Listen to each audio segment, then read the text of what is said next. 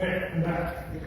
So, just to kind of bring you guys back to where I was. So, we were at the beginning of second semester. I was just invited by Joe Nowes to the arena, which thanks to Mitch, you guys now know what the arena is. It's pretty awesome.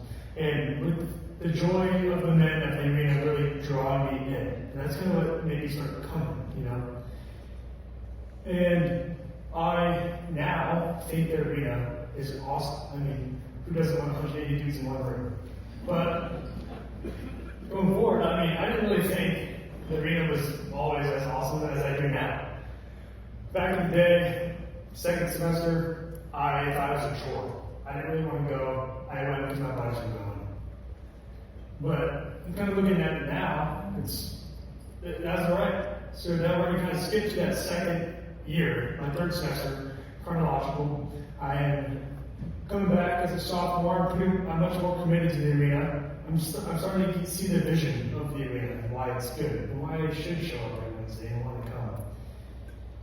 And we started seeing the vision so much so that they actually pulled me and all the RTC guys aside and said, hey, we will do a fourth house just for you RTC guys if you guys want to. And I told them no. I didn't really want to do it.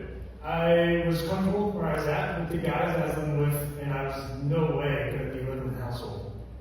So that was the beginning of my second year. So we're going to kind of jump, skip, and boogie to the February, to a retreat called Fan in the Flame, FIF, F-I-F.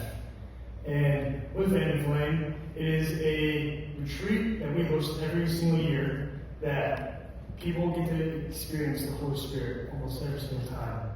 And I almost didn't go because my friends were having a party and I really wanted to be there.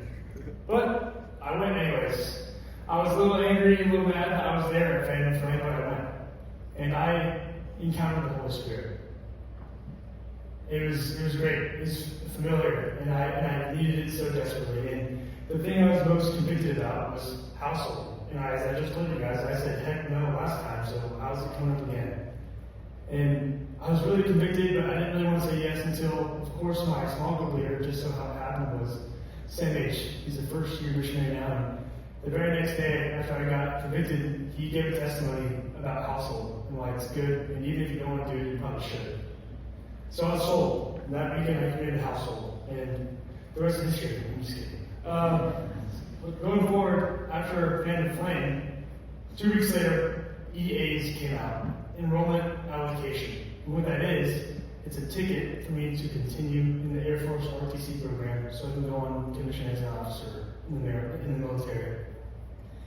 And it was the culmination of the last 2 years of my entire college career, and I was excited. I went to report in, and the reality was I didn't get in. I did not get my ticket to continue the program, and it felt like the world around me was just crumbling. I was like, what? Like, everything I worked for the last 2 years is just done, crumbling trash can? Whatever. And that same exact day, on the worst day of my life, I actually had my household interview, ironically enough. And some of you guys might know him, Gavin Gunkel. He actually did my house interview that day, and I was a wreck. But he met me where I was at, and he really helped me get through that hard time.